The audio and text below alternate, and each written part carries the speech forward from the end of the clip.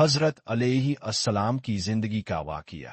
حضرت علیہ السلام حضرت زکریا علیہ السلام کے بیٹے اور اللہ کے برگزیدہ نبی تھے۔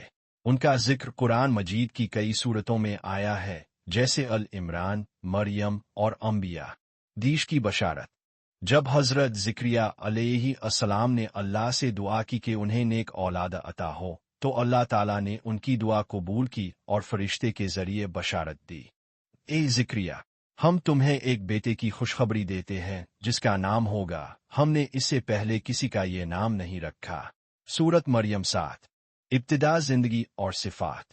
قرآن میں حضرت علیہ السلام کی عظمت بیان کرتے ہوئے فرمایا گیا، کتاب تورات کو مضبوطی سے پکڑو، اور ہم نے بچپن ہی میں اسے حکمت عطا کی اور اپنی طرف سے نرمی اور پاکیزگی، اور وہ پرہیزگار تھے اور اپنے والدین کے نیک فرمانبردار تھے اور سرکش اور نافرمان نہ تھے۔